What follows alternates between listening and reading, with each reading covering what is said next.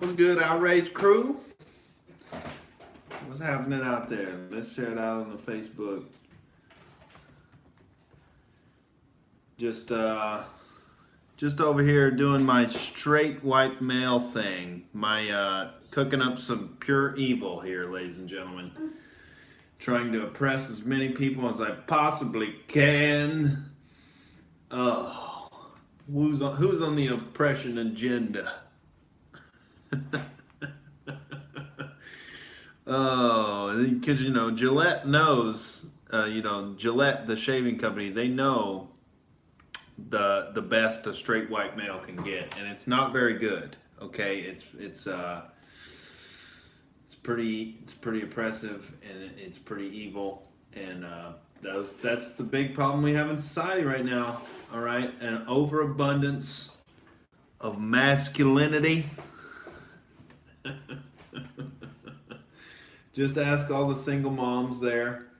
Um, you know, if because the Gillette commercial was talking all about the Me Too movement, and if you want to look for a picture of masculinity, just look at Harvey Weinstein, that dorky, obese movie nerd.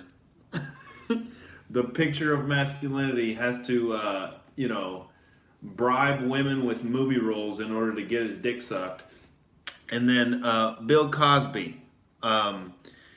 Admittedly, he played a decent man in, sitcom world, but in reality, he was a creepy fuck who wanted to control everybody else's behavior and didn't have the confidence to try and get shot down by women. So instead, he slipped shit in their drinks and fucked them while they were asleep. That's masculinity, everybody. According to Gillette. Okay, we're live now, ladies and gentlemen. We're gonna run through some of the comments on that that commercial that's getting roasted all over the internet right now. And you see the reaction to it, and that's what you get. That's what you get when you double down on lies for the sake of ideology. People lose all respect for you, and you lose all your credibility.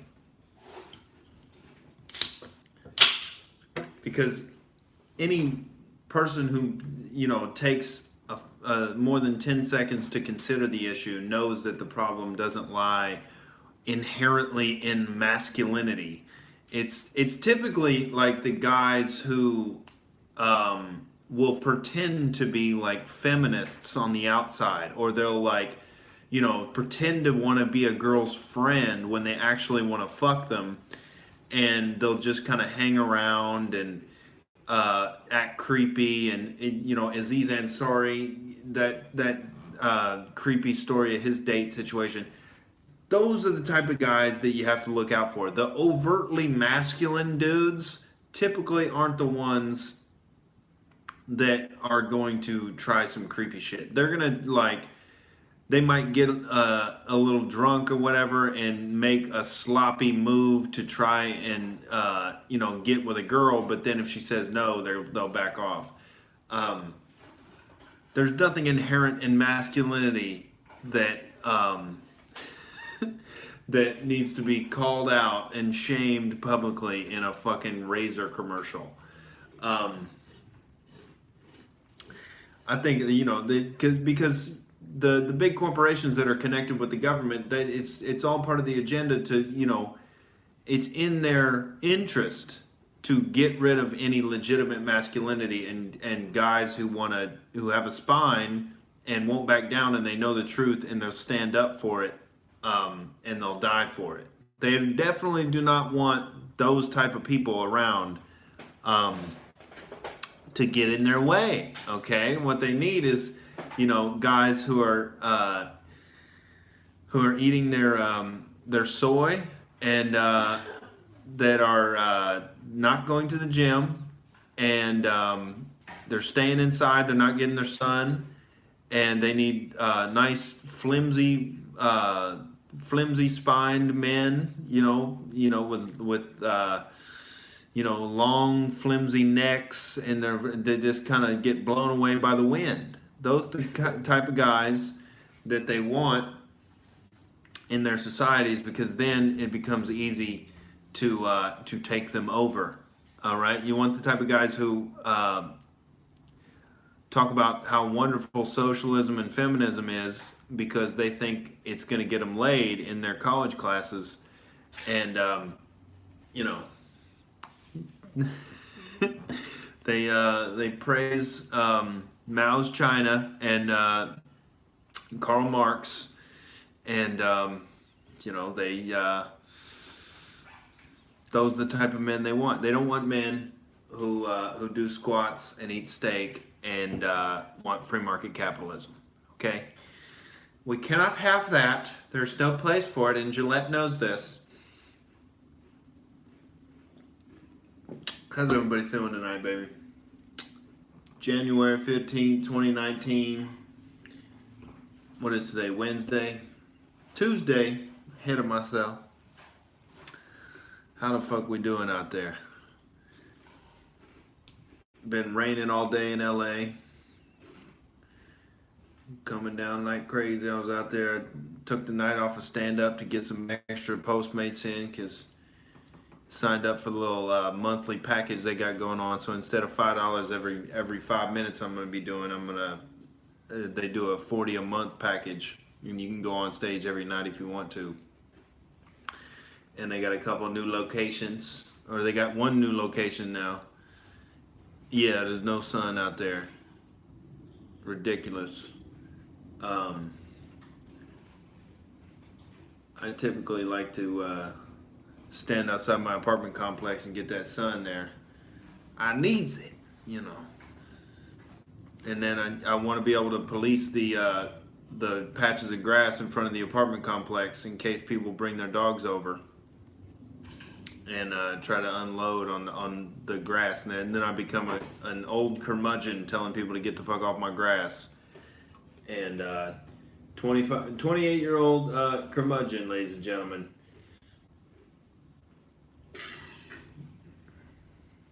So for those that didn't see the Gillette commercial, I just watched it, and it was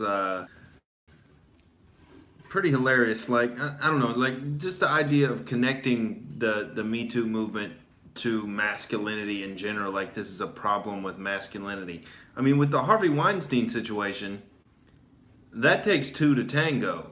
Like, I don't know the evidence of whether or not he raped women or not, but as far as I understand, what it was is he was like using his position of power to make women fuck to get movie roles. Now I say, even that language I just used right there, make them, they always had a choice to do it or not. And so for somebody to be doing that, you got to know that there's women willing to do it. And so to some extent that takes two to tango. But just the idea that, calling out Harvey Weinstein and Bill Cosby for their deviant sexual activity has something to do with masculinity in general, just because those two fuckheads didn't know how to use their dicks correctly. A little bit absurd. And then like it all seems to be aimed at white dudes. Like all the people that were doing quote unquote like the wrong behavior in the video, they were all white dudes. And then there was one point where this chick walks by on the sidewalk and this white dude's hanging out and he sees her. It's obvious he's attracted to her, and he goes and he's getting ready to start a conversation with her, and then a black dude stops him and says, "No, not cool, man." Like, is that some evil behavior now to go and start a conversation with a woman you think is attractive in public? Like, I've had some of the best and worst experiences of my life doing that, but goddamn it was fun. And a lot of women appreciated that I did it, even if they didn't want to, give me their number or continue any further with the situation. Because, women go out in public and, they spend so much time getting dolled up and looking good. A lot of times they just appreciate a man showing his interest in them and just making it fun. You don't be like, go up and be like, I'm interested. You know, you make a joke or whatever, and you get into the conversation, and make it fun for everybody involved. And women appreciate that if you can do that. And there's also a learning process that men have to go through to learn how to do that effectively, and there's going to be some trial and error. And even if the woman is receptive to the situation, she might say something she doesn't mean to say, or might come off in a certain way and make the dude feel uncomfortable. And then, there's all these, weird sexual dynamics at play, but to just pin it on masculinity is just an open agenda that they're pushing that nobody is buying. And it's hilarious to see the pushback in the comments.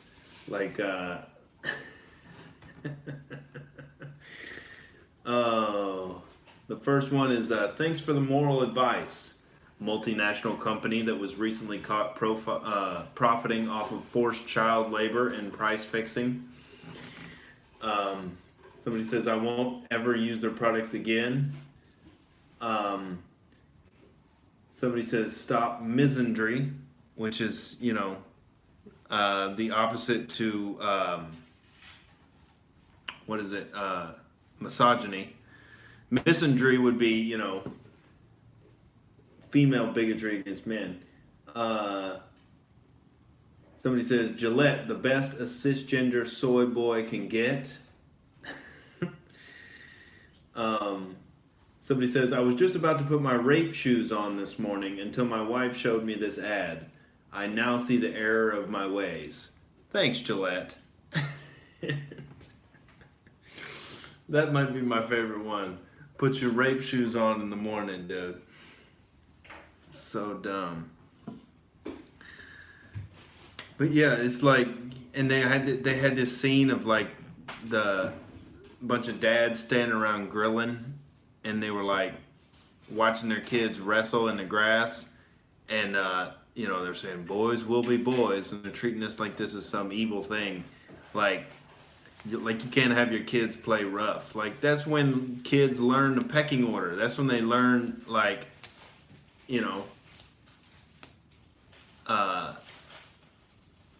who is the alpha kid in the group and who needs to work on their shit and get their shit together. And it's also a fun competitive thing. There's nothing wrong with competition, despite what the American Psychological Association came out and said. There's this systematic, institutional attacks on masculinity in general, and it's just hilarious that they expect anybody to buy this nonsense.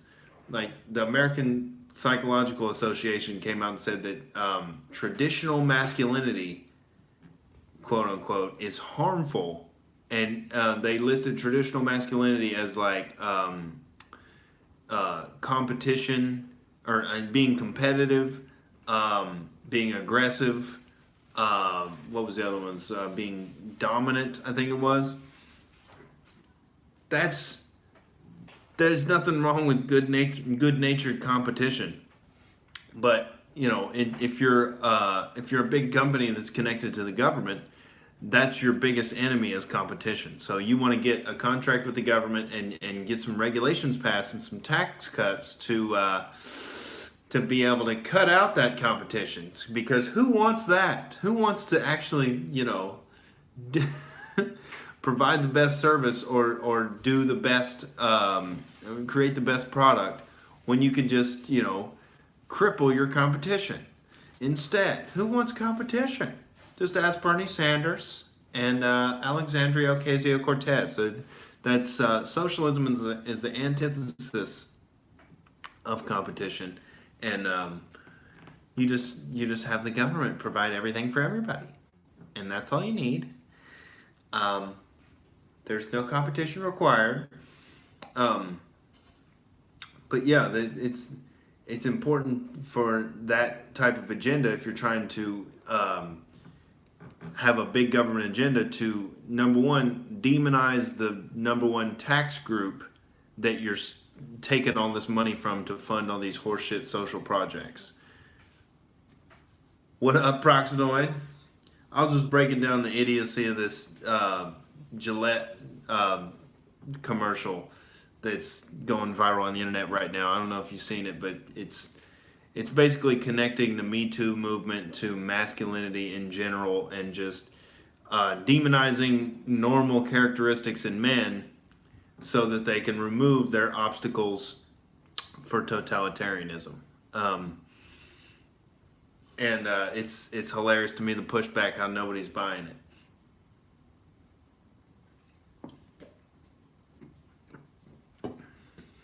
But yeah, I was just goofing on Gillette and going through the little particulars here. Real men use Harry's at Dollar Shave Club. Gillette is for LGBTQ.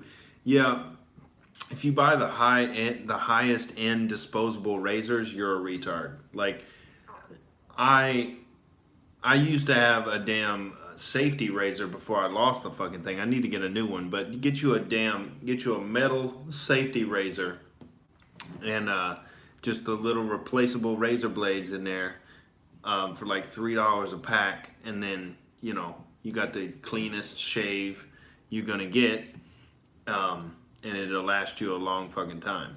It'll last you forever if you don't lose it, like the Outrage Chancellor here. But yeah, what was I talking about?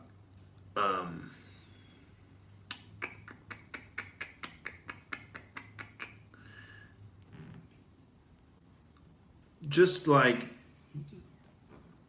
the demonizing of competition and rough play. Like there was this scene where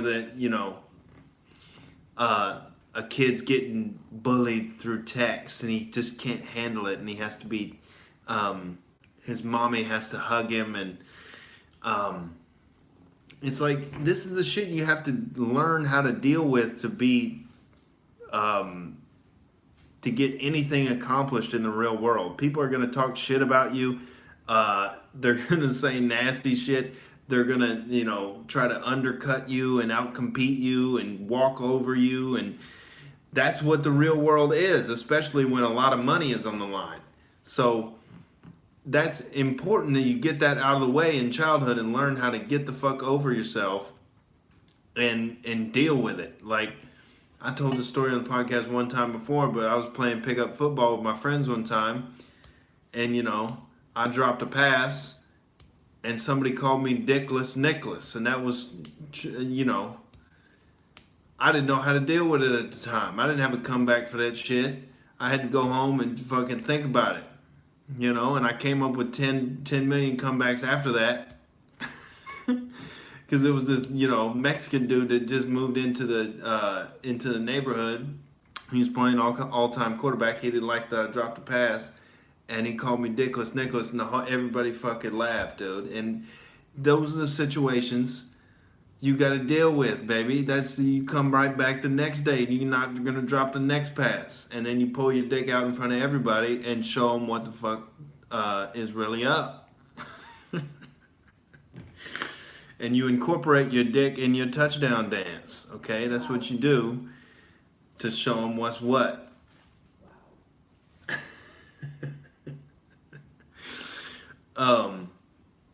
But yeah, it's important to learn how to play rough and learn how to, let some shit talk roll off of your back and not be totally dismantled by somebody talking shit to you, because that's how the real world operates. People aren't going to give you any credit. They're not going to believe that you're capable of what you're capable of doing. You got to show it and prove it and not give a fuck what people are saying about you. And those are the skills that are being lost, man. You got these, the Generation Z kids are just like, they're not taking any real risks in their life. All the risks they're taking, all the achievements they're trying to get are like on video games and on the iPad. And it's like, at the most, if you fuck up horribly, you could just turn the system off and restart the whole thing and do it all over again with no consequences. Like, in a real life social situation, you can't restart the game. It's like, that's why you see all this like uh, social anxiety and depression and like all these rates going way up because people don't know how to handle challenges in their life. And that's like actually the most enjoyable part of life is getting presented with challenges and rising to the challenge and figuring out what you're really capable of. That's what that's like the ultimate most satisfying thing in life, and it's being taken away from people because we're instead we just say masculinity and competition is bad, and you just everybody just needs to be nice to each other, and everybody gets a trophy, and nobody learns anything about what they're really capable of. They just fake it on the surface that everybody's getting along and that everybody's equal and everybody's just uh, doing the same things, and everybody's equally capable at everything, and then nobody excels at anything because nobody has that drive and incentive to do so because they don't get rewarded. They get called an asshole, or they get called like, why are you being so competitive? Like, if Michael Jordan would have heard that when he was growing up, we might have not had the greatest basketball player the world has ever seen.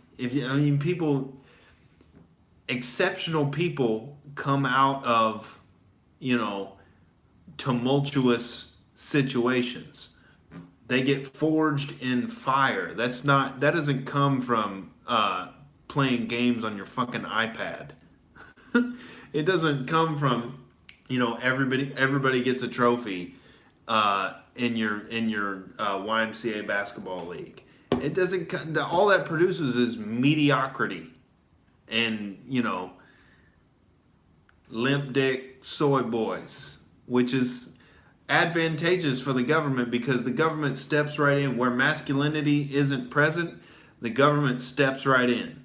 Okay, if there's no man in the family and it's just a single mom situation, well, the government likes that a whole lot because then that gives them an opportunity to step in and get people dependent on welfare and have to be dependent on welfare to finance their family because there's no man in the equation. And so wherever masculinity is not present, that's where the government will step in.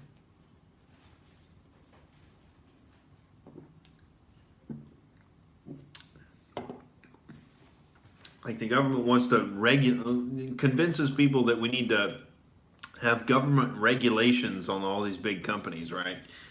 And what that really should be are the men making the most economic transactions in the society judging the ethics of the companies they're doing business with and ostracizing the companies that are doing shitty business practices. But instead, we have the justification that we need this big authoritarian government to fucking regulate these companies, which all that ends up happening is they end up working together to cut out the company's competition and creating a monopoly for that company. But yeah, wherever masculinity isn't, it creates a vacuum for the government to fill. Yes, Parksnoid, I have a real dick, despite what Gillette wants me to have. I know that it would be super progressive for me to cut it off and get with the times here in 2019, and but it's not going to happen. Unfortunately, for the powers that be there, I will remain pumped up with masculinity and dragon energy, and they will never stop me. Proxoid says, thank you, Gillette. I've scheduled a penalectomy with radical scrotumectomy for next Yes, dude. Where is your solidarity with Caitlyn Jenner? All right? She had her house burned down in the California wildfires thanks to these climate deniers. And people are denying the climate, which is why the fires happened. And if you care about that at all, you would chop your own cock off in solidarity with Caitlyn Jenner.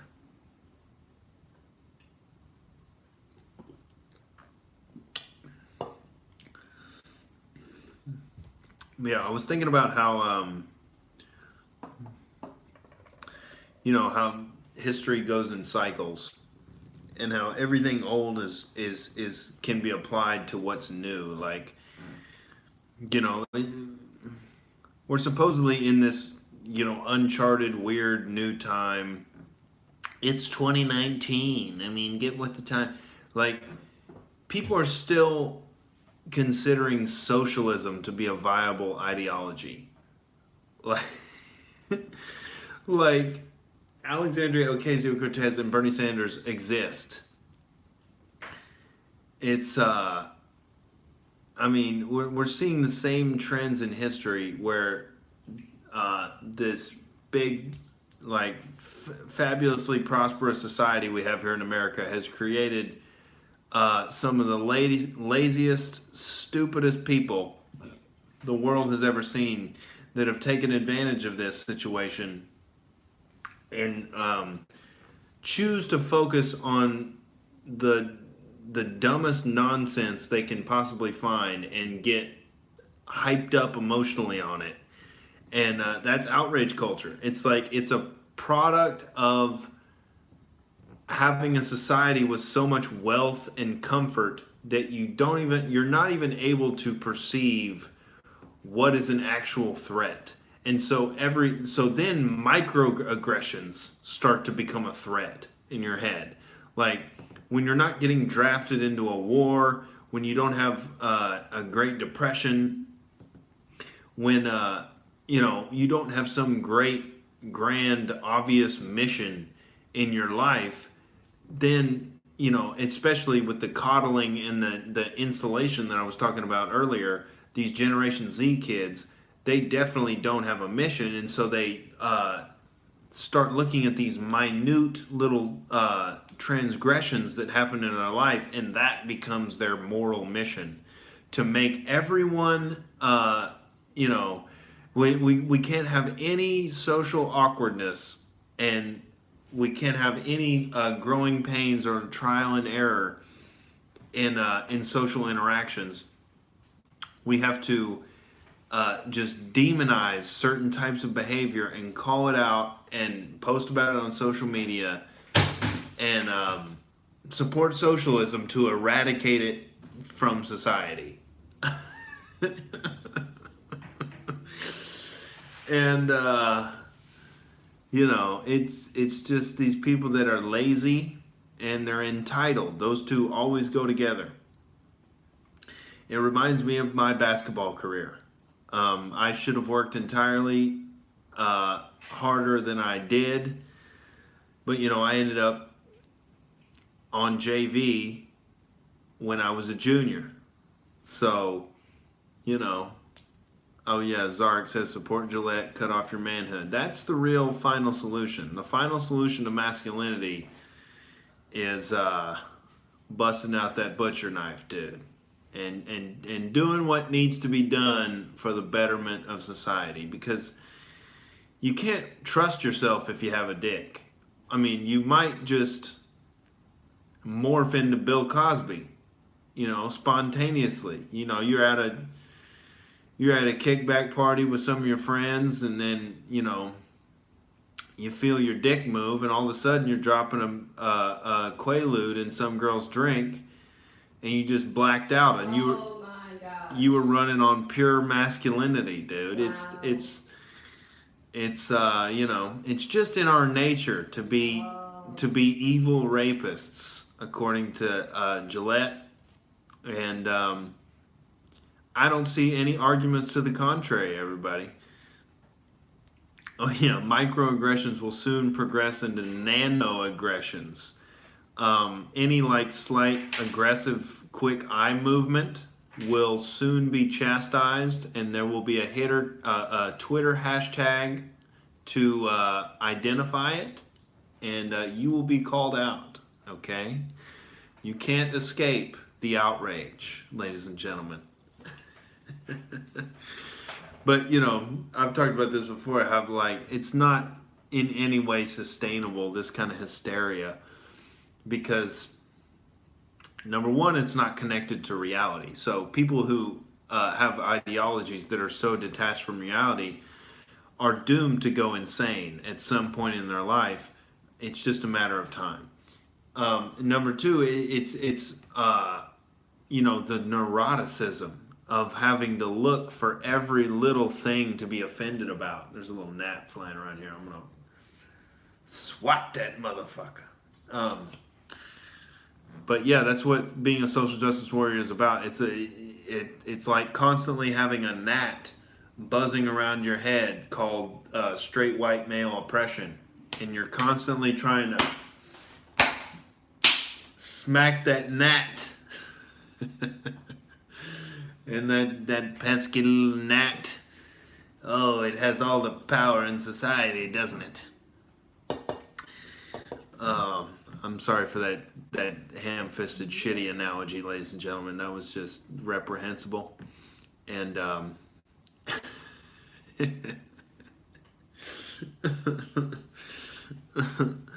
but yeah, I don't think that outrage culture is sustainable, because it's got to be a miserable existence to live your life that way. And everything is just the end of the world, and regular behavior has to be eradicated from society.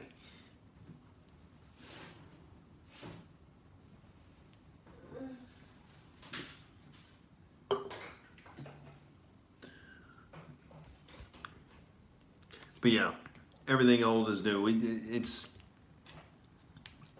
seen it before.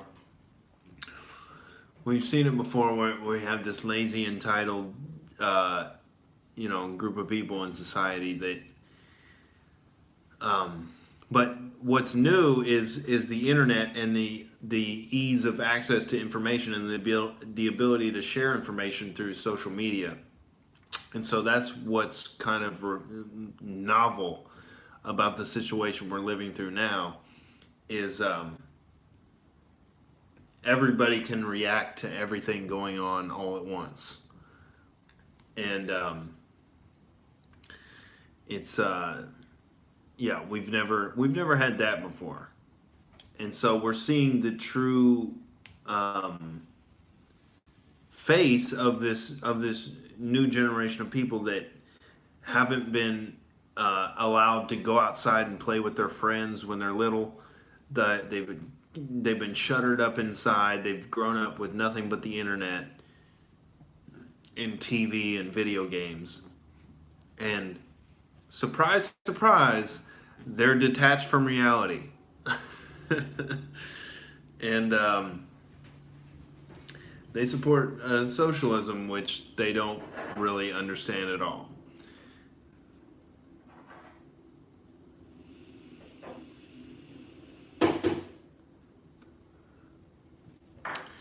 Yeah, you fear there'll be a backlash in the opposite extreme, Proxnoid. Yeah. I don't know. I feel like what outrage culture is so dumb and so easily disprovable and so obviously hypocritical that it won't have to come down to anything physical or violent. I mean, what could be dangerous is if we have a legitimate huge economic collapse, which definitely is not out of the realm of possibility. I mean, the banks have continued the same practices they did after Obama bailed them out in 2008, because they have no incentive to change, because we just bailed them out, and there's a safety net underneath them. But ultimately, the money's going to run out, at the Federal Reserve and the big banks, and the government bonds and the credit that other countries are lending us, ultimately, you know, it's got to reach an end.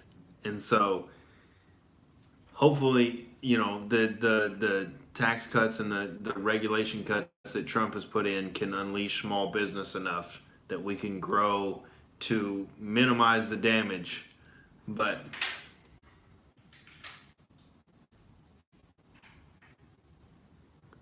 oh yeah, if someone is continuously told that they're all bad, don't be surprised when they behave bad. Yeah,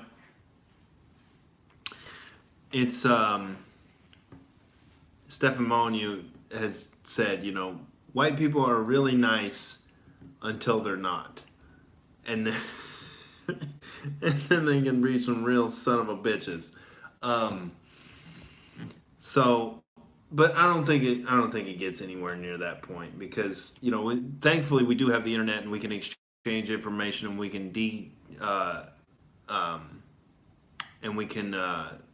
deconstruct the false narratives that are being put out there and mock them and make fun of them and have a good time and fucking drink some White Claw on a live stream here, and you know that's the best weapon. I think there's no physical weapon that's better than mockery, because if you can openly mock something, then that's when it really the power gets taken away from it. That's why I was really enjoying reading some of these comments on the Gillette video, where it's like every comment is like fuck this and making jokes about it, and people are starting to see through it.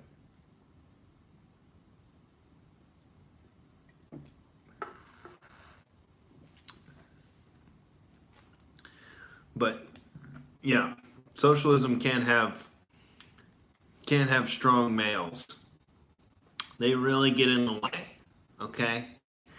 Can't have strong males, can't have strong families. Really gets in the way of the whole socialist idea. Because you need them just strong enough to make money and be productive in society, but then just weak enough to give up all of that money in taxes to their government overlords. Nice little balance there.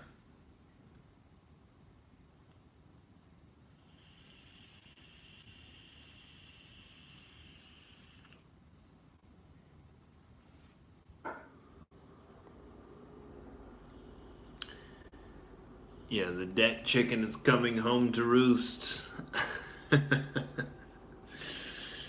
Yeah, man. We are 20 plus $1 trillion in debt. Um, it's madness, ladies and gentlemen, and the United States dollar has been devalued 98% plus since the Federal Reserve was instituted in 1913, and it's just normal. All right, don't bat an eye at the inflation rates there. It's just what happens. um, I had hopes for, and I still do, for Bitcoin to be the alternative to fiat money, because it just makes sense that you need a currency that is finite and therefore is deflationary. I mean, the number one flaw in fiat money is you allow the Federal Reserve to just type numbers into the government bank accounts and just create new money out of thin air, and therefore devalue all of the rest of the money in circulation at any given time. That is the number one destroyer of the economy. When you allow a centralized authority to be able to control and inflate the money supply, that spells doom ultimately for your economy. It has to be connected to some tangible resource like gold or some finite thing like Bitcoin. People always say like, "Oh, Bitcoin is what is a Bitcoin? It's it's all digital. It's none of it's real." It's like the real qualities of Bitcoin comes from the limitations on the number of Bitcoin in existence. That's where it gets its value, is because there is a hard line scarcity to it, and there's only a certain number of Bitcoins that will ever be created. And so, despite the fluctuations in the price and the up and downs and the roller coasters of Bitcoin, I think that still is a legitimate alternative source of currency, especially to fiat money, because you can the value is in its scarcity and its ability to be transferred worldwide instantaneously. I mean, you can't do that with any other currency. You have to, exchange U.S. dollars for euros or yen, or and there's these exchange rates, and it's complicated, and it takes a long time. With Bitcoin, it's instantaneous all around the world. It's the internet of money, and it's taken people a while to get onto that concept, and I still think ultimately things like Bitcoin can be a nice safety net to invest in for the ultimate impending economic collapse there.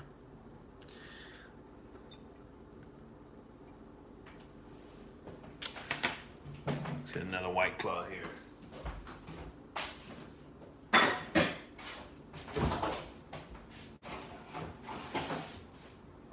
The impending economic collapse. When will it happen?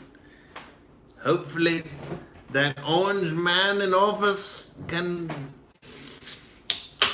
postpone it temporarily, and we can have some prosperity in the meantime. But who in the fuck knows, ladies and gentlemen? I'm just trying to sell a goddamn script to Hollywood in the meantime. And, get a little chunk of change there and invest some of it in Bitcoin before the avalanche, the fiat avalanche. Did you just say fiat avalanche? Wow. You know there's a fiat avalanche coming. There's no avalanche from fiat. They're called fiat. This is like feet. I'm not talking about the cars. You're so lame. I'm talking about the money. You're so lame. Centralized, I'm not listening. government-controlled currency. Can't hear you because I'm not listening. Oh. How rude. Yeah, I'm rude, and Oh my God, she's so sassy. Black Lives Matter. All lives matter. Sassy jelly bean in the background.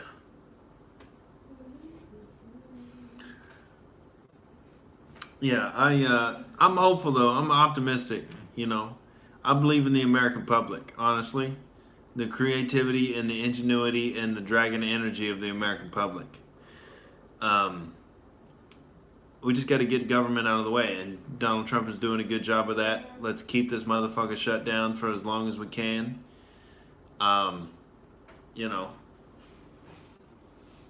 Until the Democrats compromise on it, because the wall is the biggest thing to keeping idiots out of power. Yeah. That's the biggest thing we have to do. We have to keep idiots out of power. Oh my God. And if we build the wall, then They will come. then we can stop third world immigration from coming in and getting on welfare and voting for idiots on the left, which is that's their only voter base anymore. They can't convince the American public of fucking socialism and hating white people. That's their agenda. We hate white people and we want to tax them 70%, and import Islam and have Sharia law. Like, I don't know. That's a small summarization of their agenda. So you can't convince the general American public to vote for that. So what you need to do is import third world immigrants that have, an average IQ around 80 and that have lived in lived under big corrupt governments their entire lives in their host countries, and have them come over, and they're used to big corrupt governments, so that they're going to vote, they're going to get on welfare, and they're going to continue to vote for the big corrupt government who gives them free shit.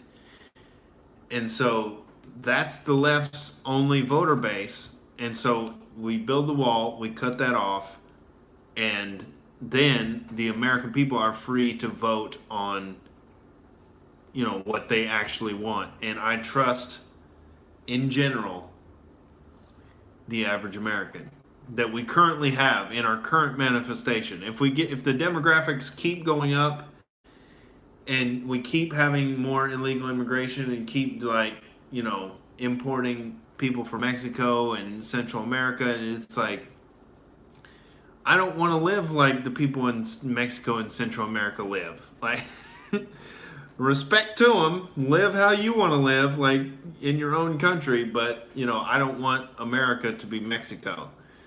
And there's nothing wrong with that.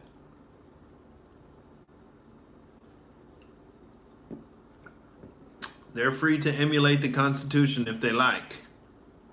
But, it's a tough sell there for the corrupt politicians to give their tax cattle any extra freedom.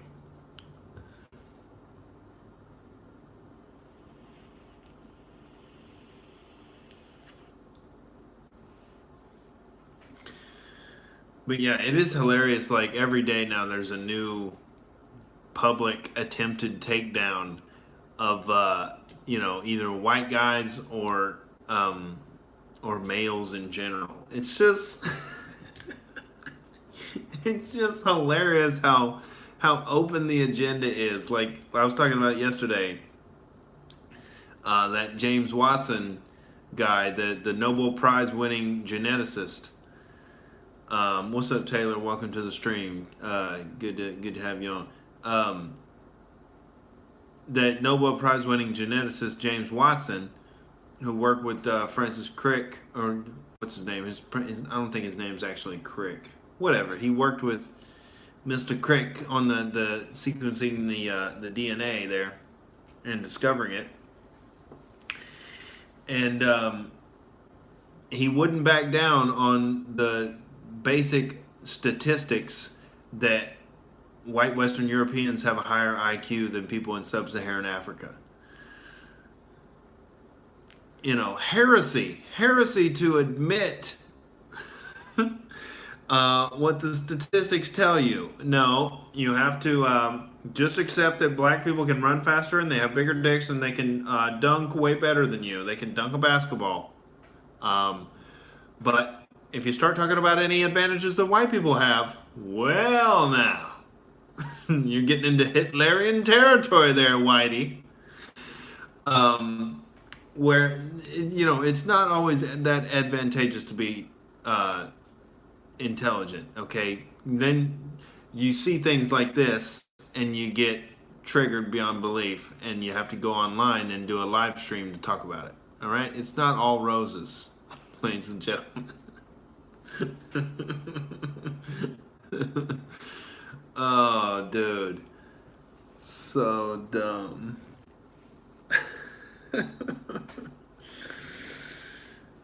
Yeah, the idea that IQ statistics are white supremacist, or that is somehow white racism fueling it. It's like, well, Ashkenazi Jews and East Asians they rank higher on the IQ spectrum than these fucking white males out here. So it's all a Jewish conspiracy, as far as I see it. These damn Jews, they're up to something. I need a Clint Eastwood fucking cigar to figure it out.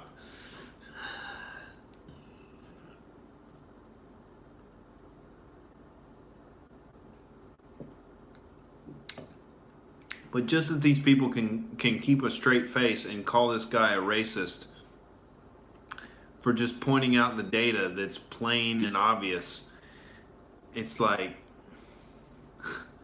that's not what we do here in the scientific field. We don't look at data and make conclusions based on the data. We make our conclusions based on what's going to offend people and get us in trouble and put our grant money in jeopardy. Okay?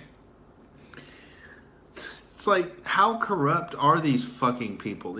How do you not have a spine to that level where you're just like, you literally don't have any fidelity to the truth or reason or logic or evidence. It's just literally like a calculation of the possible consequences of like this hysterical group of people and what they're gonna claim about you, no matter how untrue it is. It's like you're just constantly like manipulating the public perception that people have of you. It's like, who the fuck wants to live that way?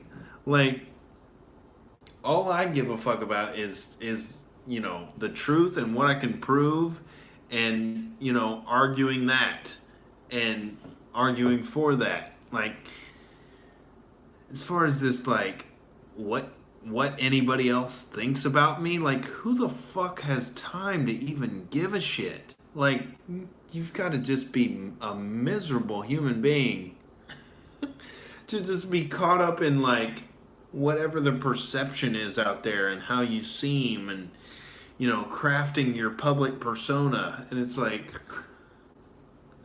what kind of Jew bullshit is this, ladies and gentlemen? What kind of neurotic Ashkenazi horseshit is going on here?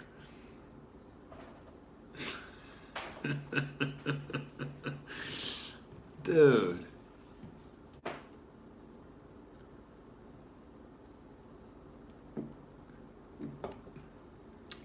Just speak the truth and take it wherever it takes you. All right? What the fuck does it even mean? What You the just said it out loud. What the fuck do you mean? You maybe would have said it. Speak the truth and take it wherever it takes you. You're so dumb. You don't care about the consequences. That's Eat what these... cheese and cheese on forever. What the? You're not like.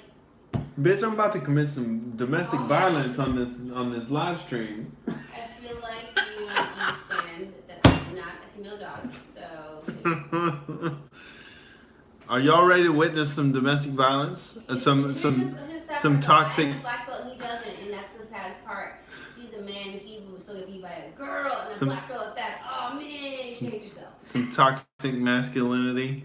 Yeah, We're gonna have some toxic actually, masculinity up in this he motherfucker. He likes to be referred to as always.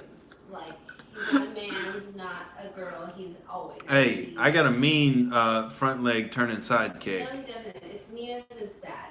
Oh, dude, it's legit. Facts, bro. I get my knee up there and I get the angle proper and I gosh. twist my hips and it's over after that. After I twist my hips, He said, "Twist your hips and it's over." and you kiss it goodbye. Oh my Mwah. god, twist Oh. your hips and it's over. Like, what the hell? Are you having sex or you side kicking someone? Oh, dude. It's over. Wait, what? I've got a heckler back there. Yeah, it's me, I'm Heckler. She checks the you know. Black. Oh, they're requesting you. They want less of me and more of you. No, they're not. Yes. No. Stop being stupid, guys. They want the jelly bean. I am black and I'm not a jelly bean. No, I'm kidding. No, I'm just annoying. I'm sorry. But I mean, I am amazing. So. Mr. Proxnoid thinks you're hot. He hasn't seen my face. I'm literally not even in front of him. He's seen you before. He's an Outrage TV regular. Oh, sugar. Well, nice. I think it's not hot outside. So, thank you. I appreciate that. I feel you, Zap. I feel you. More skits, fewer streams. You know, this was never the plan. I just want to get out in here and hang out with you people and talk shit. And you know, it's hard to get everybody together for the streams. I'm down to do it, but you never asked me. Or not for the streams. I'm sorry, for sketches. Sasha, or oh my goodness, I shouldn't have said his name. Fuck him. Igor. Don't let him know that I told you his real name. No. You gotta forget his name. His name is Igor.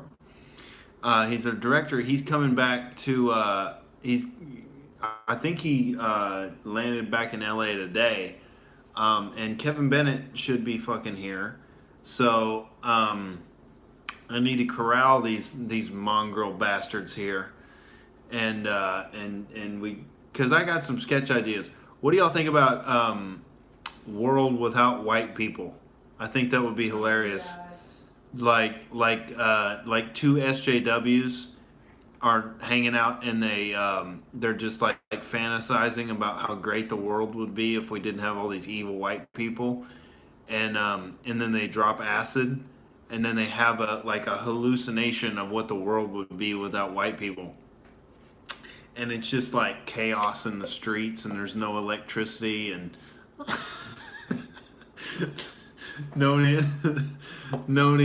like, you know, no plumbing system, and What the hell?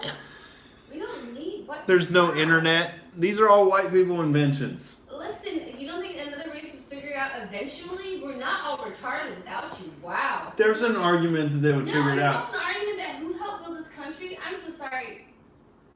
I'm not saying white people are the only ones responsible. I think it'd be a funny sketch. It would be funny, but that's like, you have to be explained in the beginning, like, bro, I'm not racist. It's just funny, extreme, but.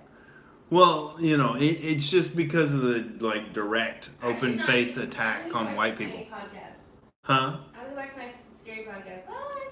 She listens to scary stories on a podcast, and it's very gay. No, it's okay. If you guys are happy and amazing, yes, I go to sleep to sounds of screaming more than silence. So my life is hard. No, I'm just kidding. Oh, legit point. Proxnoid says world without white people has been done. It's called Black Panther. Ew, facts. I like you, bro. You're awesome. Yes, that's yes. Legit point. That was an awesome point. Sorry, are you done? Black Panther. You know Black Panther is richer than Batman, and he actually he's just better. But who cares about better? They just work together, and then they're like double awesome. He says scary stories are great. Yay! When I was 8. Well, that's fine. Maybe I'm 8 on the inside. Whatever. Don't assume my age.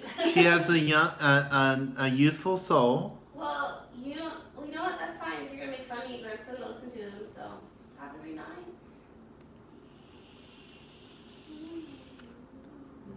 The other sketch idea I was thinking is like have Kevin Bennett play like a progressive socialist, a democratic socialist politician, and like I'll be like interviewing him as like, you know,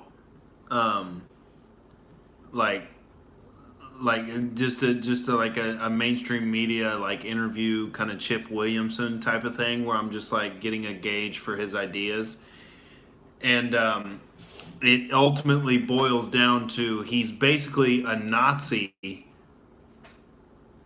disguising himself as a socialist, as a democratic socialist who just wants to exterminate straight white males. And he's cloaking it in all this flowery language about, you know, he, you know, wants to help the oppressed people and tax the super rich, and you know, ultimately we're going to get them in some type of camp, and you know, there's going to be a final solution to the straight white male problem, and I'm here to provide it. And like he talks like a, you know, a real like empathetic, you know, beta dork who like really just wants to commit genocide desperately. Yeah, early Hitler parallel, exactly. Yeah. He wants to like lead the National Socialist Party And like, I just think it would work perfect, like just with his look and his beard. Like if we put him in like a nice button down, and he's like nice and presentable, and like, he's trying to be, the reasonable, sensitive socialist guy, and we just need a final solution to these straight white males, and they just want to have their guns, but it's not feasible anymore to live in a society with guns. So we need to have the government come in and take them. It's very important that we don't have any more children. And I mean, if they're straight and white, the children could die, but that's another story. Wow. So yeah, we've been planning that one for a little bit, but I just got to get Kevin Bennett's ass over here and get him off stage with his goddamn accordion act. I can't hate on him. He's got big applause at the damn America's Got Talent over there playing his accordion and shit with his French accent.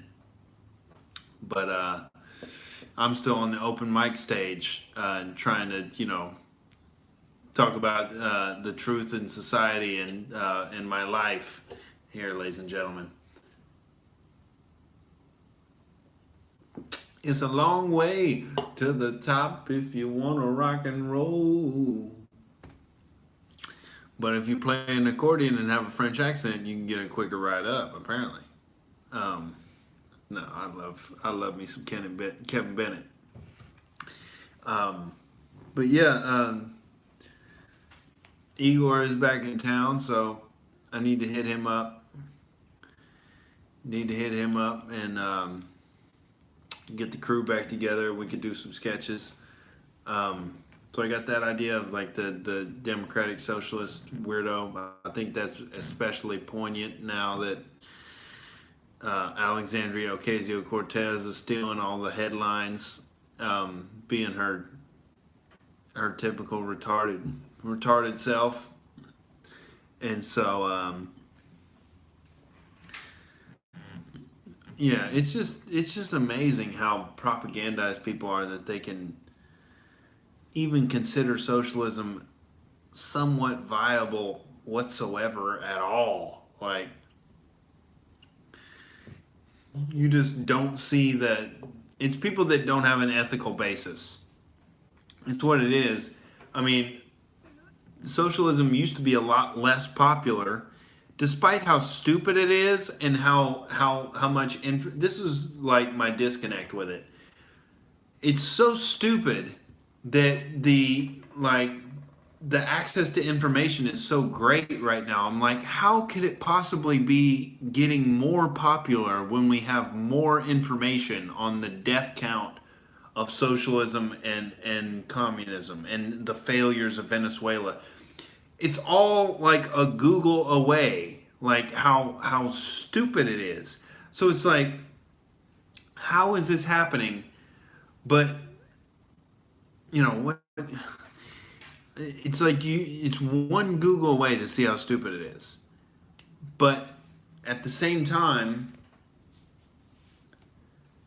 you have the propagandizing in public school and in university, and it lends itself to not. Here's what it is: it's a breakdown of morals. It used to be people had a Christian ethic which told them that theft is immoral, and so Christians are generally pretty anti-government. They generally support a small government. Now, the metaphysics of Christianity have been rightfully debunked by atheists, and but unfortunately, the morality of Christianity has been thrown out with the debunking of the metaphysics. So, what you get instead is this morally relativistic, nihilistic attitude where it's all about power and it's all about enforcing your ideology on other people and radical subjectivism, and people don't see taxation as theft. I feel like Christians have that inner sense of like, government as a necessary evil, you know? Like it is evil, but we don't we haven't figured out a better way to organize society yet, so it's necessary. Um, and that ethic has been kind of removed from society, and so it's now just like this removed, like tinkering with the tools of government to like get your ideology across and enact it in the world, like despite any moral considerations at all. um yeah, so you don't have any feelings about whether taxation is theft, but you think that asking somebody from where they're originally from is a moral transgression. That's a microaggression.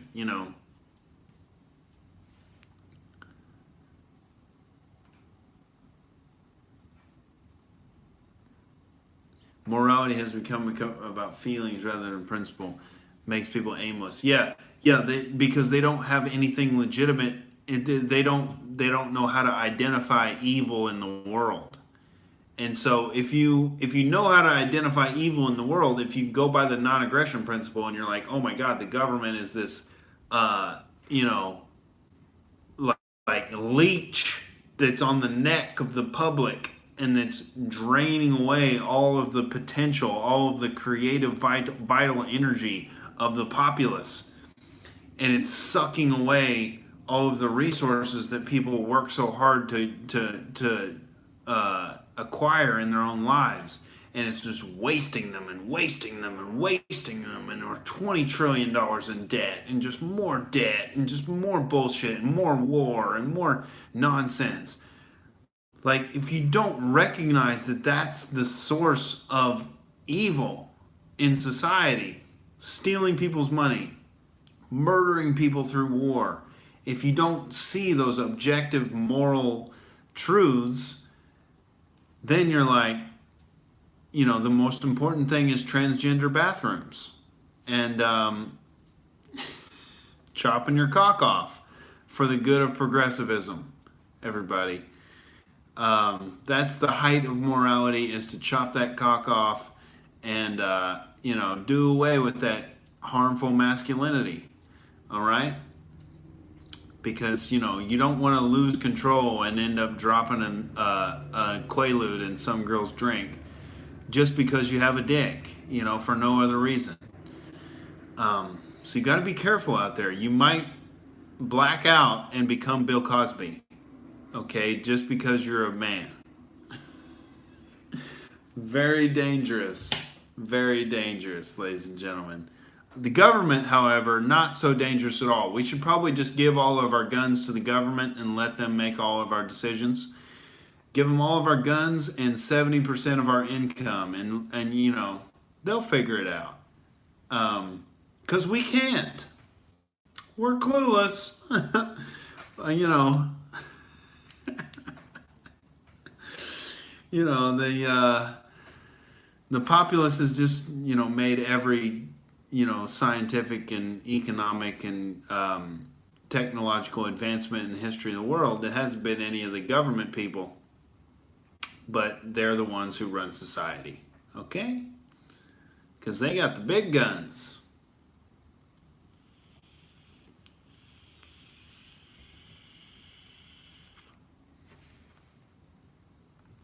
Yeah, the taxation is theft argument, there's something funny there because it's so simple and people get so triggered by it. Um, it's so obvious and in your face that like people almost treat it as a given, but they don't really consider the implications of it. Like if you consider taxation as theft, we're literally tax cattle. We're literally the farmers. We are the cow line that is being harvested by the. That's the moral situation at hand. If we allow the government to steal our money and use it for whatever they feel like, despite having these little pony shows of elections and whatnot, Donald Trump is he's an outlier because he's not a career politician. He's a businessman, and he's not taking a presidential salary, which a lot of people don't like to report on. But he's not taking your tax money for doing his job. One of the few that's not taking a salary. And that's why you needed a super famous, super rich guy to go in there as an outsider and shake the system up.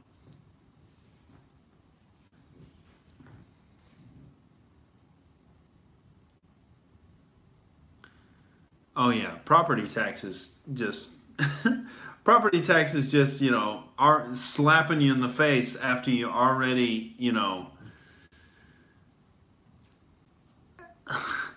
after you already knock somebody out. You additionally go down and slap them in the face. Like, income tax is the most ridiculous thing. It was supposed to be a temporary measure to fund, I believe, World War One.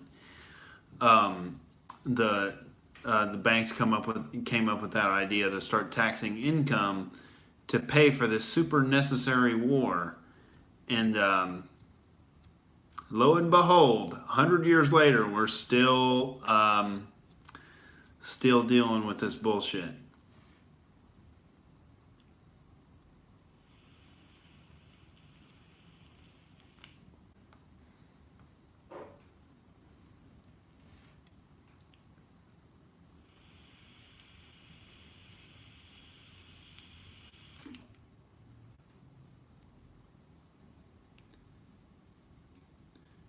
Cause cog disconnect, so the argument is dismissed instead of contemplated. Oh yeah, cognitive dissonance. Yeah. Yeah, it's weird. It's weird how people can't process that taxation is theft. They have this weird response like, "Oh, it's a social contract." And I've tried to do jokes about this on stage. Like the second time I ever got on stage at the Hollywood Improv, I try to joke about the social contract and how absurd it is that we expect a newborn baby to have a sign a contract with the government. And boy, they just stared at me like I was a goddamn extraterrestrial, dude. It's so foreign to people to even question the idea. That like people can recognize that taxes are a little bit fucked up, that it's like, they laugh about it. The only certainties in life are death and taxes. And it's like they don't take the next logical step further to be like, wait, this is wrong. This is wrong that they have the capacity to put a gun to your head and extract your money from you that you've earned. They don't recognize that fundamental twist of morality perverts the entire incentives of the whole system. And so they expect government to be accountable to the people and to the will of the people, and to protect us and do anything legitimate. And they wonder why politicians lie so much. Oh, why do politicians lie so much? They're stealing your money. It's like, how honest do you expect a mugger on the street to be? It's so brazen and obvious once you just look at the basic fundamental principles, like the non-aggression principle, and you're like, oh my God, is the public committing an act of aggression that the government is acting in self-defense to steal our tax money? It's so absurd. Yeah, throw you in a cage for not doing something. It's compelled action. It's it's the number one most evil thing going on in society. And I don't know whether it's people can't process abstractions or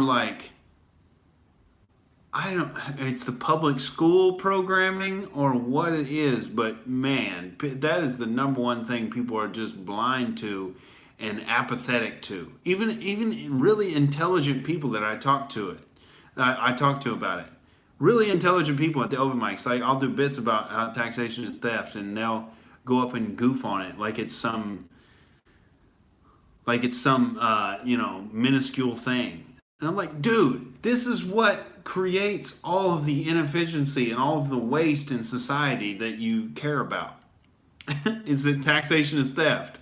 Because when you create a public sector, then things are publicly owned, then they're not maintained by anyone in particular, and so they go to shit.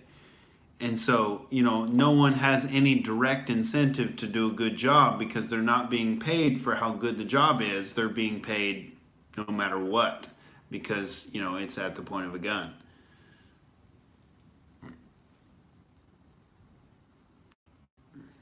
Yeah, and inflation too. Nazappa zap. It's on that property tax and inflation, boy. Yeah, inflation is pernicious as a motherfucker, dude.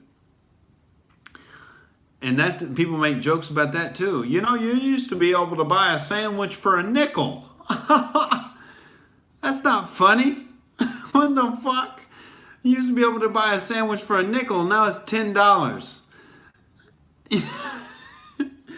That's criminal. And it's like people, will still like look at you weird if you're like, we need to get rid of the Federal Reserve. It's like, this is, the Federal Reserve is the brain of the leech of the government that's on our neck. And, but the propaganda is strong out there, ladies and gentlemen. So it's a lifetime worth of work to just wake people up to this bullshit. But I am committed, and it's ripe for comedy.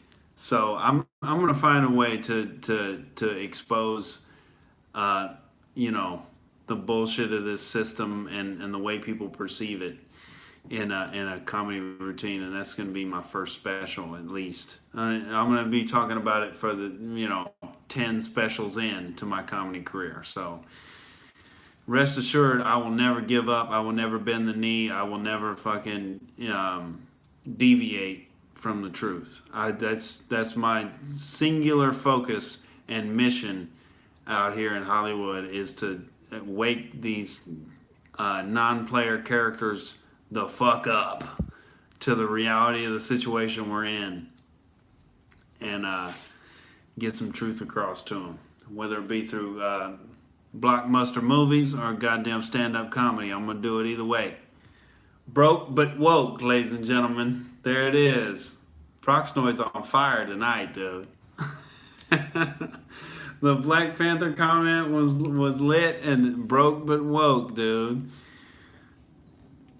Napa Zap says you can't get rid of taxes without a culture of personal responsibility and initiative. The culture has gone more. Yeah, you got to have personal responsibility, and you got to, you got to be a creator instead of a taker. And so there's this big culture of just being a taker. You just take other things that people make and use them for your own benefit and throw them away when you're done. And it's a low IQ phenomenon, But there are places in the free market economy for low IQ people too. They just have to be exposed to the bare bones arguments and called out for the immorality of the system they're participating in. They got to be shamed into it, just like James Watson's is shamed into saying that race and IQ doesn't exist, and that we're all the same, ladies and gentlemen. We're all the same. That's why I got dunked on in high school, and I got better grades than all the kids that dunked on me. We're all the same, baby. All right, man, this has been fun. I'm probably gonna wind it up. Bless y'all beautiful motherfuckers for hanging out Tuesday night into a Wednesday morning. Yeah, I'll catch you later, Prox Noise. You made me laugh a lot. What's up, Juliana? Oh, that's my sister right there. What's up, girly? Could be one of those things where people have been ingrained to look over the big picture and essentially brainwashed into not questioning it. Yeah, absolutely. Absolutely. We're trained to focus on little minuscule things that don't mean anything, because if you question the big things, then you get in trouble. Hold on, I'll be right back now that Julie's here. I'll talk for a little bit longer. I gotta go pee real quick.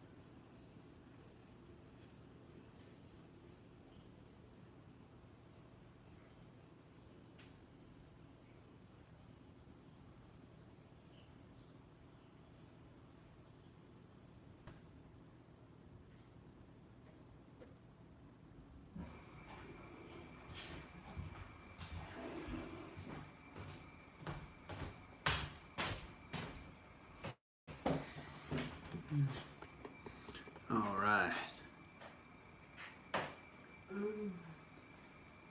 Yeah. People have been ingrained to overlook the big picture and essentially brainwashed into not questioning it. Yeah, it's you know, it's the social contract, ladies and gentlemen. You sign the contract as a baby, and you agreed to pay 50% of all the money you'll ever make to the benevolent government that protects you and looks out for you. Don't question it. Otherwise, you'll get some social shaming and have some awkward conversations. You don't want that, do you?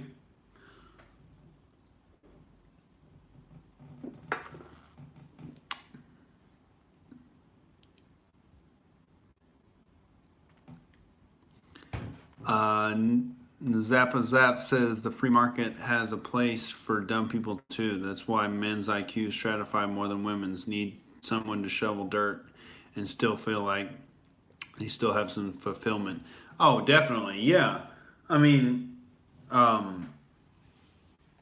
menial labor can be actually rewarding for people that aren't radically intelligent. Like, and there's nothing wrong with that. They can go and exhaust themselves and help on a construction site, and then get off work and have a couple beers and hang out with their wife and kids and just have a really fulfilled, enjoyable life. There's nothing wrong with that. Not everybody has to be a genius in a modern technological society, but that's the beauty of capitalism is it allows for all those different skill sets to have a place in contributing to the entire situation.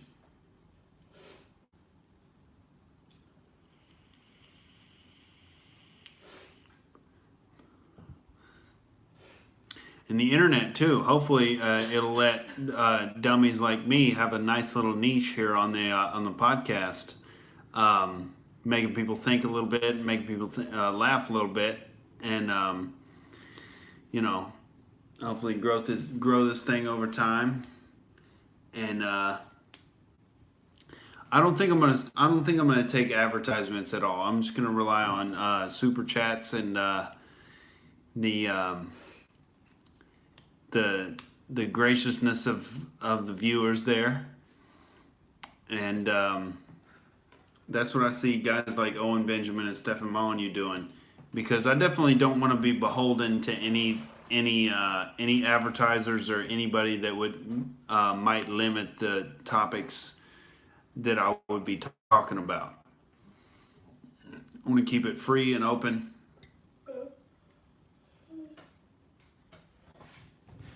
All right, I'll go one more White Claw.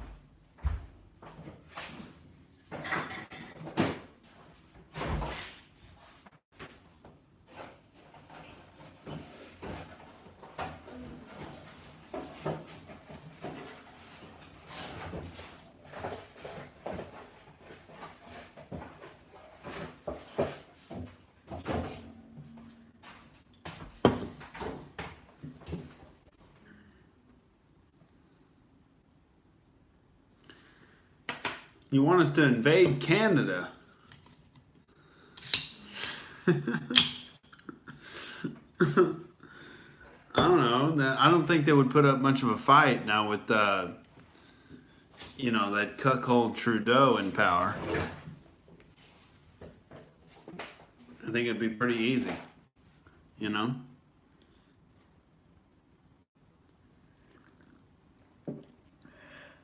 I think the most hardcore guy they got is Drake, you know, and he used to be a child actor. He's a, you know, former child actor rapper, and that's the most street cred Canada has. So I don't think they stand a chance, honestly. And they allow any immigrants in. So, you know, we could just come in as Americans and just walk right into their country and just take over, dude.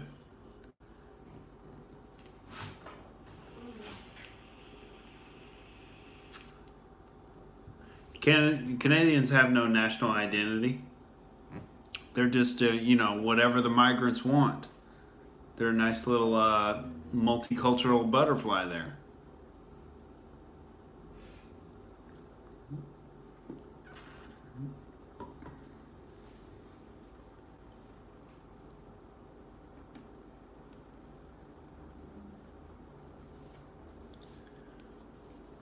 Yeah, I just wanted to show you guys the best a straight white male can get. Thanks to Gillette. Is that where you live, Zappo Zap? You in Toronto?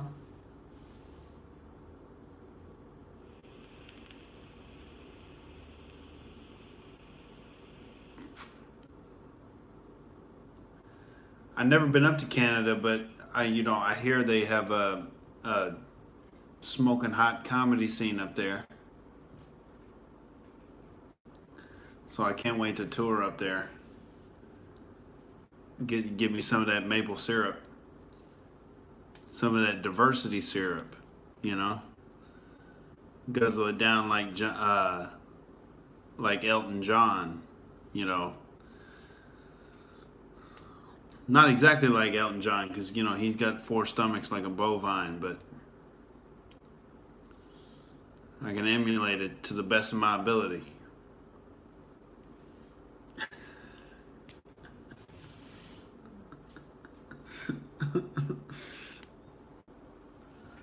Oh, dude. No, I can't wait to tour the middle of the country, because that's where my material is going to play the best. Just start making fun of transgender people and people love it.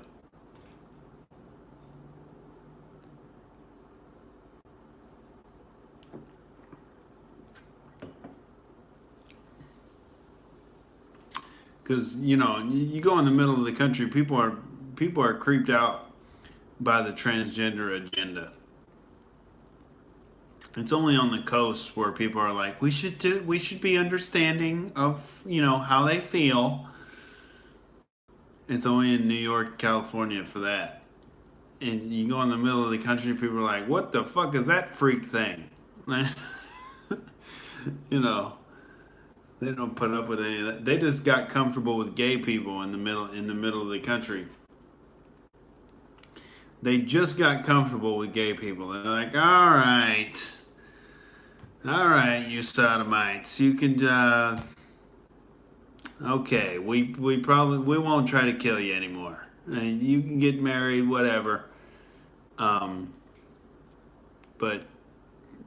I don't think the transgender thing is ever going to go over, honestly, because it's like, it's so just unnatural to have that much goddamn surgery and exogenous hormones pumped into your body. And then I was goofing on stage about Miss Spain, the woman who won the Miss Spain competition, is is a trans woman. And what is going on with the Spanish women over there? I mean, you couldn't beat out a dude in a beauty pageant. That's toxic masculinity right there if I've ever seen it. A dude coming into a beauty pageant. He can't even let the women have their own beauty pageant. He's got to chop his cock off and come in like, we winning this motherfucker. Like, dude, what are you doing here? And the other female contestants had to be pissed off, you know. This motherfucker doesn't even bleed every month. He's thinking he knows how to be pretty. And now the Miss Spain is competing in a Miss Universe contest. And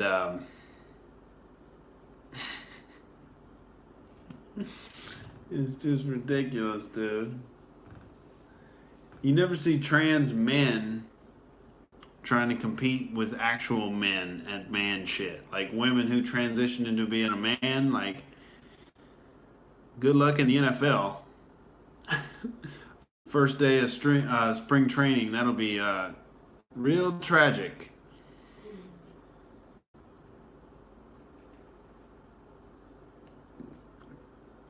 Trying to catch a pass across the middle and you got separated from your titties.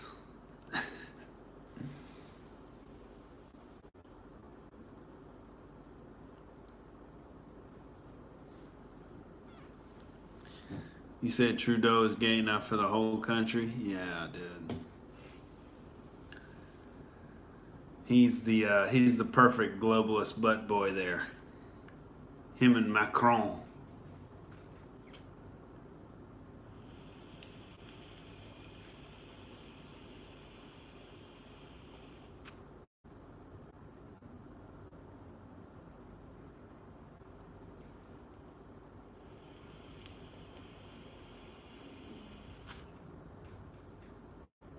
Who is Fallon Fox? Apparently I'm unaware. What's good, big cat?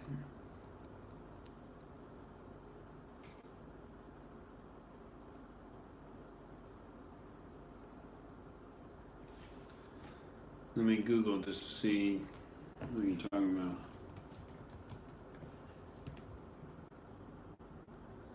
Fallon Fox is an MMA fighter. Oh, wow. First openly transgender athlete in MMA history. Holy shit. So that's a dude that transitioned into a woman?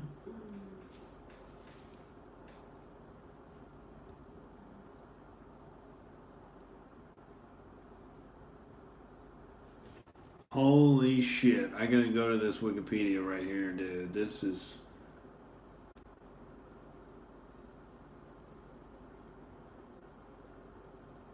43 years old.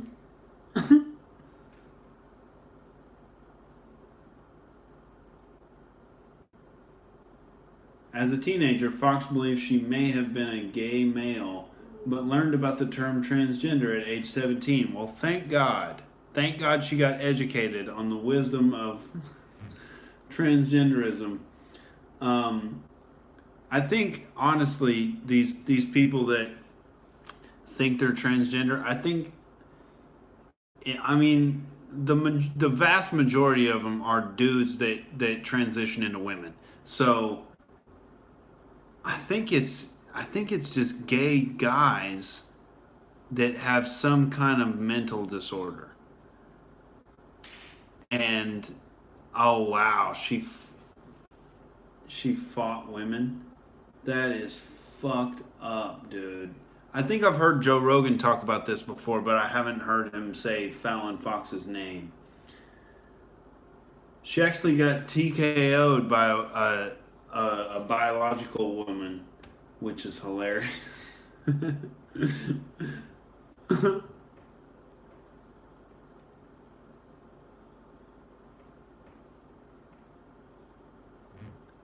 But yeah, she's 5-1.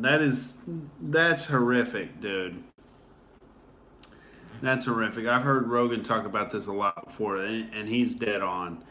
I mean, there's certain biological advantages that men have when, I mean, it was, how old was Fallon Fox before she transitioned?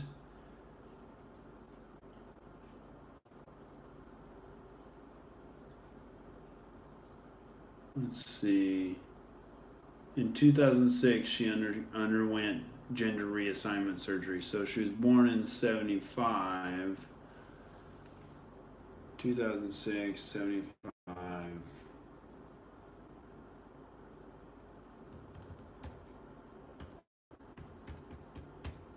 She was 31 years old. She had 31 years of development as a man.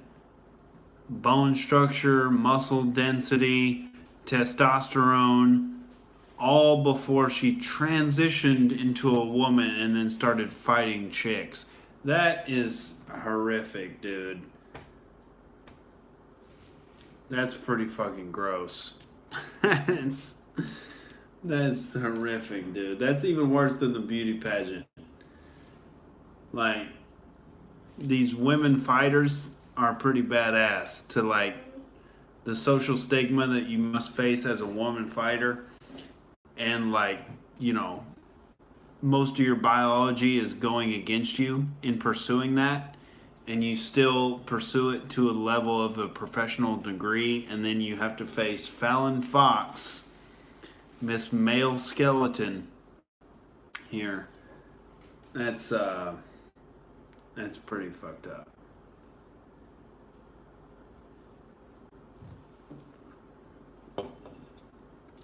But it's like it's weird how the transgender thing is just like pushed, you know, as like this like subversion agenda. It's like, you know, just breaking down the traditional roles of genders, and making it kind of frivolous, you know, what you assign your gender as. Like it's all environmental. There's no chromosomal issues here. It's just whatever you decide in your imagination to be. You could be a unicorn, you could be a dragon, you could be one of 52 different genders if you please.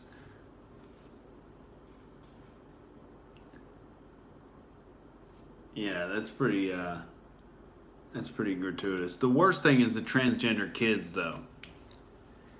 If you're an adult, be a fucking transgender. Just please don't, you know, become an MMA fighter and beat bitches' heads in. Um, don't do that, and don't try to convince your 6-year-old kid that they can change their gender, and then like pay to have them get hormone therapy when they're 6 years old. That's super fucked up.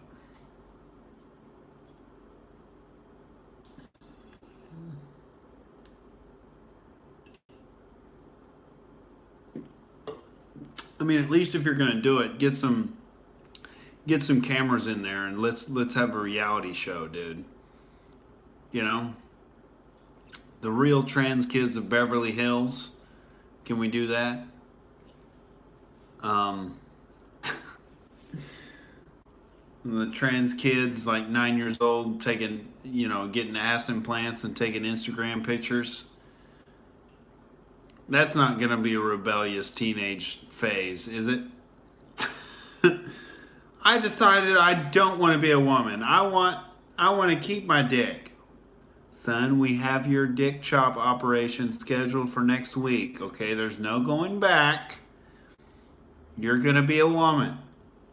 You're gonna be progressive, and you're gonna impress my friends at the cocktail party. Okay? All my friends' sons are gay, and we gotta level up. Okay, we gotta one up them. That cock's coming off, son.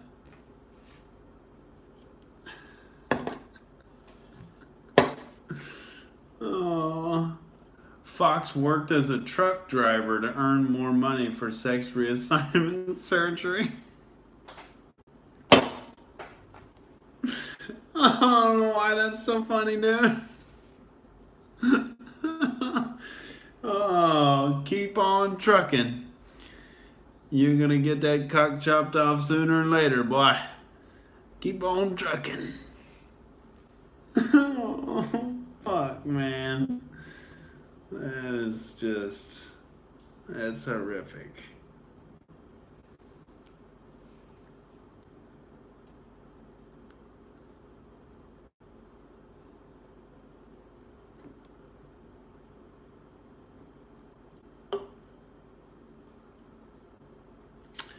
Well, ladies and gentlemen, we just crossed the 100-minute threshold, I believe, for the first time here on the Outrage stream. I will make you a promise. I will try to band together the banditos here, and we'll get some sketches filmed for you, because I know that's what everybody subscribed to the channel for, is the sketches, and not to watch me get drunk and descend into madness on the live streams here. But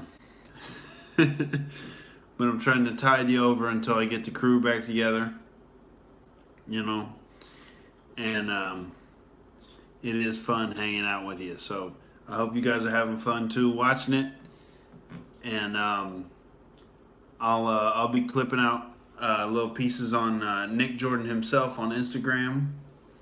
You can find the full audio of the thing on, you can search Outrage Cast on any of the podcast apps there. And at I am Nick Jordan on Twitter. And that's about it, ladies and gentlemen. God bless you. We don't expect you to believe in God here at Outrage TV. Only the non-aggression principle, and the taxation is theft. And you know, that's good. What the hells? I like that somebody appreciates it. You know, I do have one more White Claw in there. I don't want to go over 2 hours, because then I can't. Then the MP3 converter I have to post the podcast doesn't process the shit. But we're only at 102 minutes here. I probably got another rant in me. I almost want to go to the gym tonight, but it's probably unsafe to drive. No. You know, I gotta stay fit out here, ladies and gentlemen. You gotta stay fit. You gotta stay muscled up. Very important. You gotta work out before your carbohydrates. Get you a pump in, and then you can eat all the pizza and ice cream you want. Yay! I don't know if my sister is still watching, but I hope she's taking notes. I've tried instituting these principles with her and my mother for a long time coming. Your mom looks great. And the Planet Fitness is right down the street, everybody.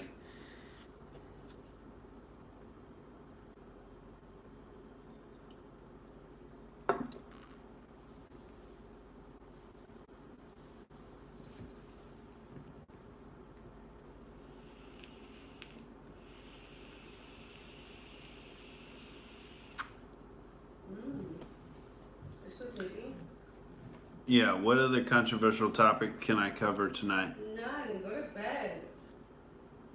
Abhishek Upadhyay. What's up, man? Welcome to the stream. I am in Hollywood, California.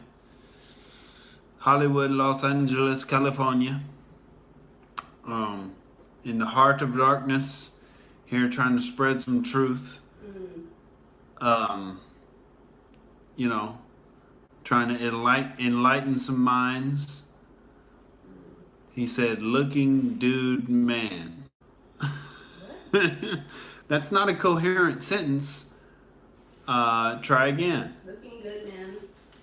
Looking dude man. Don't make fun of that meaning. I'm looking dude. No, welcome from India. That's great. You know, I've watched one Bollywood film in my entire life, and it was somewhat enjoyable. You know, there was a lot of enthusiastic singing, and I don't know about Hinduism. Seems a little weird to me. You got gods with multiple arms, like a centipede there. A little strange, you know. Billions of people in India there. I definitely do not like curry. Curry smells disgusting to me. I don't like Indian food. There was lots of, you know, handsome young Indian fellows in the Bollywood films singing and dancing. I mean, they were impressive. But it did feel a little corny because I'm not used to it. I'm not used to people just breaking out in song in the middle of the movie. You know what that means? It means you're not cultured. I'm just used to, you know, I'm used to the Goodfellas. You know, I'm used to people breaking out in violence in the middle of my movies.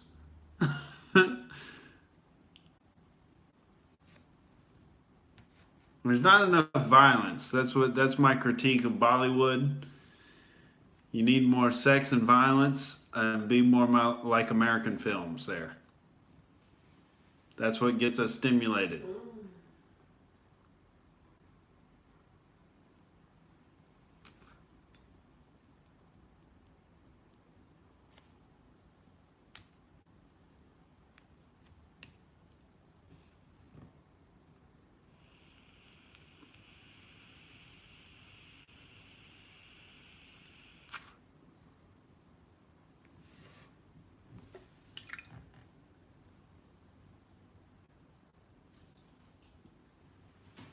He says, "Can I meet with you?" Well, that's a little bit of a creepy question there, sir. But it all depends on what your intentions are. If you're a famous Bollywood star and you want to meet with me about my movie scripts and getting them made, we could probably work something out. Yeah, the crime films have really been done to death. You're right. The American vigilante films and whatnot, gangster shit. It's been done to death, for sure. That's why I'm trying to sell a blaxploitation movie I wrote called Panther Tale. No, it's okay. I'm just joking with you, Abhishek. It's okay. Obviously English is your second language. I know nothing of. I know zero Indian language, so you're all good, buddy. But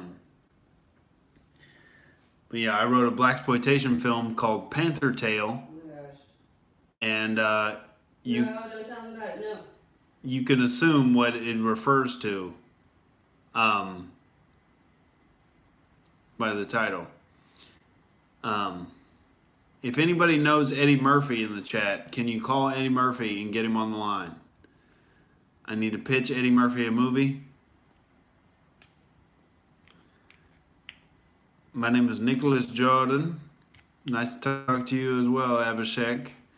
We got international audiences, dude, on the live stream. I've had people from Russia. I've had people from the Middle East. I've had people from India. We're internationally known, baby. Outrage TV. Outrage Worldwide. It's kind of like Prestige Worldwide and Step Brothers. You've seen Step Brothers, haven't you? Yeah. Prestige Worldwide. Get out of here, crazy. I'm sorry. So much room for activities. Oh my gosh. Prestige Worldwide. You know, I've seen three. I've seen you know, three. I've had the opportunity to watch three billboards outside Ebbing, Missouri.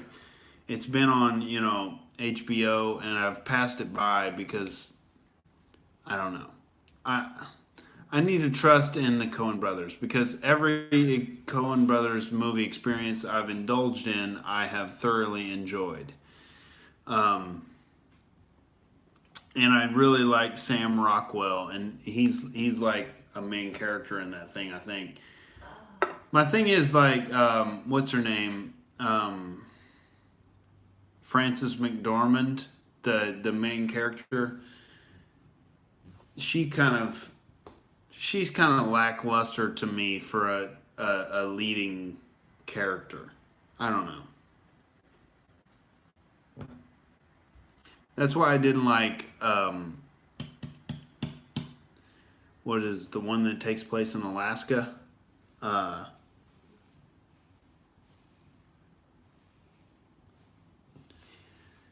says he has no money. I am poor Indian. Well, I have no money. I am poor American. You're not poor. You're just broke. And poor is permanent. Yes, money. Yes, Fargo. That's the one I was talking about. Yeah. Frances McDormand. That one was kind of boring. Money is only one currency, everybody. Other currencies include quality friendships, stimulating hobbies, getting your fuck on there.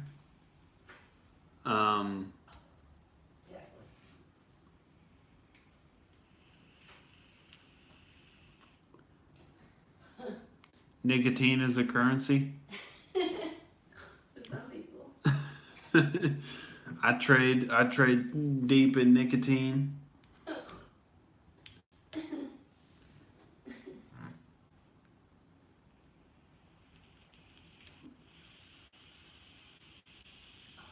You trade money for like services. There's Julie again. She says more R-rated superhero films and more horror movies with subtle scares instead of loud noises. I like it. Facts. I like it. God damn it, Julie, you're on the target. We don't want cheap scares in our horror movies, god damn it. We want real built up suspense. That's what I'm trying to work on in this political satire thing. It's a little bit of a horror because it's like, that's the movie I'm writing right now called The Swamp, in reference to Mr. Donald Trump and the deep state there. In my movie, there's an alien creature that's controlling all of their minds. Hey, if they want to, you know, try and outright me, they can go ahead. Just no. Good luck to you. So dumb. Here's my premise. See if you can write it better than me.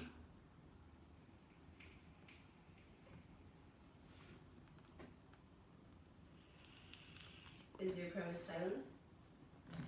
R-rated horror movies, or R-rated superhero movies, she said. I liked Venom. I did like Venom. People are hating on it, but I don't know why. Because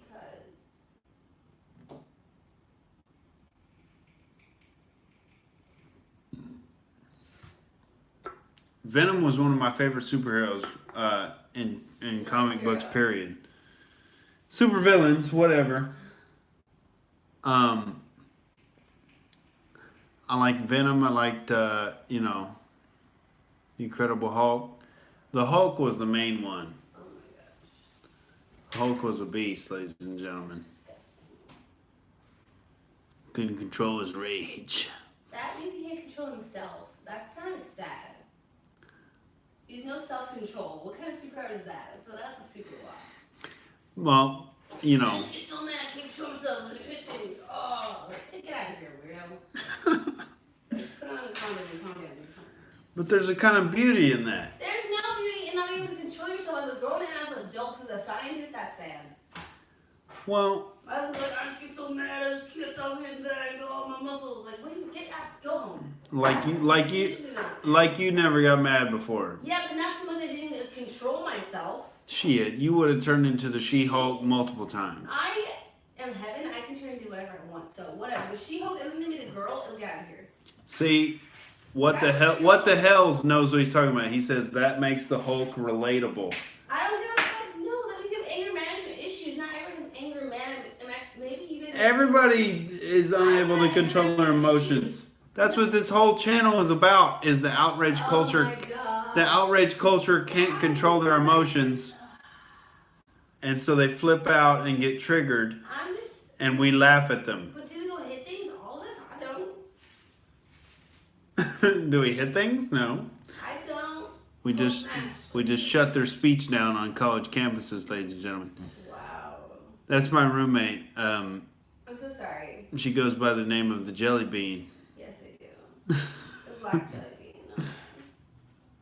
I'm so sorry I'm interjecting too much. I'm going to shower. Bye. I gotta end it pretty soon, 'cause otherwise I'm not gonna be able to post the audio. I'm at 115 minutes. You're so full of yourself. Real quick, Joyce said, love Sam Rockwell. If my story ever gets made into a movie, TV show, would love Sam Rockwell to play my main character.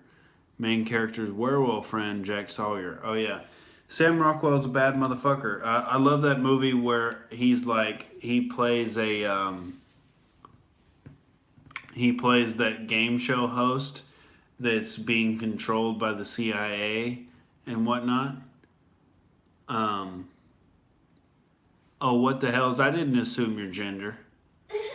I didn't know. Glad to have female energy on the stream. That helps balance me out, because you know I'm super toxically masculine here, and we're trying to go the middle way like Sam Harris and meditate in the jungle and shit. There is no truth. Just hate Donald Trump, and that's the truth.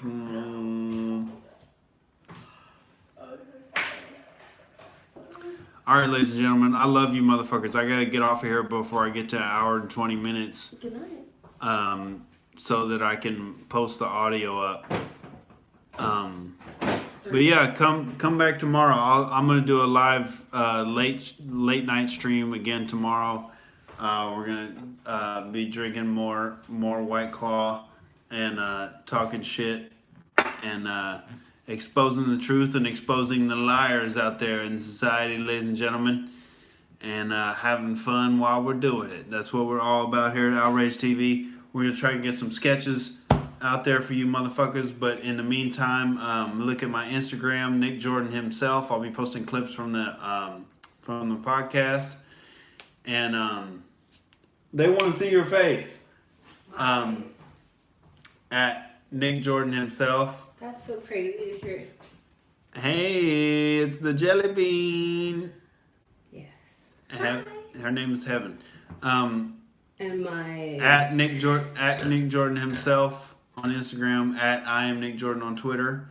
Look up Outrage Cast on all the podcast apps and whatnot. Yes, she's very adorable, but I often want to kill her at the same time. I'm actually crazy. It's okay. We're just, trying to keep the toxic masculinity at bay. Yeah. But yeah, I love you motherfuckers out there. Keep rocking it out in the free world and speaking truth to power out there and shouting down the crazy motherfuckers. So yeah, I hope y'all have a beautiful rest of your night.